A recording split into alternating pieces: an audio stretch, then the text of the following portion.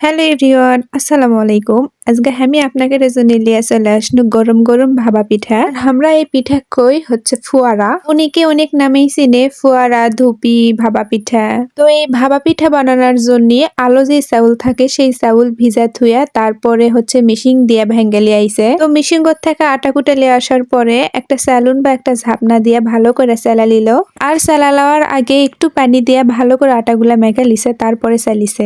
আমি এই যে আটা হাতত করে লিয়ে দেখাচ্ছি কিভাবে মেখিছে অল্প পানি দিয়ে। তো ভাপা পিঠা বানানোর জন্য লাগবে খেজুরের গুড়। গুড় ছাড়াও ভাপা পিঠা বানান যায়, কিন্তু গুড় ছাড়া বানালে সেটা তো আবার লালি দিয়ে খেতে খুব ভাল লাগে।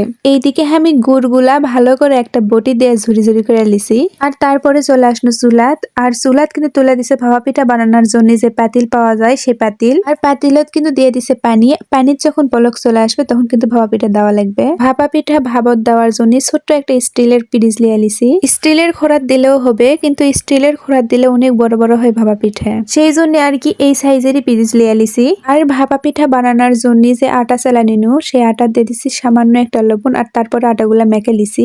সবার প্রথমে পিরিচত দিয়ে দিল অল্প একটু আটা, আর তারপরে দিয়ে দিচ্ছে গুড়। আর এই ভাপা পিঠা বানাচ্ছে আমার খালা। আর আমার খালা কিন্তু ভাপা পিঠা অনেক সুন্দর করে বানায়। আর এই জায়গাত মিসিং খালি নারিকেল, নারিকেল ছাড়াই আজকে ভাপা পিঠা হচ্ছে। ভাপা পিঠাত কিন্তু নারিকেলই মেন, কিন্তু হাতের কাছে যে নেয় কি আর করার, আর বাজারও অনেক দূরে। তো আটার উপরে গুড় দেওয়ার পরে তারপর কিন্তু আবারও আটা দিছে, আর তারপরে কিন্তু দিয়ে দিচ্ছে একটা নেট।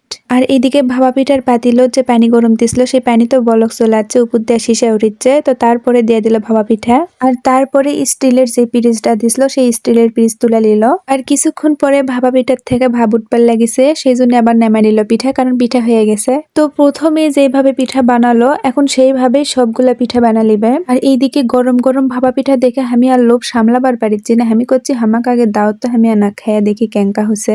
খেতে কিন্তু সেই স্বাদ হচ্ছে, সেটা কিন্তু দেখাও বোঝা যাচ্ছে। আর এইভাবে ভাপা পিঠা বানা দেখবেন, সেই স্বাদ লাগবে কিন্তু খেতে। আর আজকের এই ভাপা পিঠার ভিডিও আমার এই পর্যন্তই। যদি ভালো লাগে থাকে আপনাদের কাছে, তাহলে লাইক, কমেন্ট, শেয়ার আর সাবস্ক্রাইব করবেন। ভালো থাকবেন, আল্লাহ হাফেজ।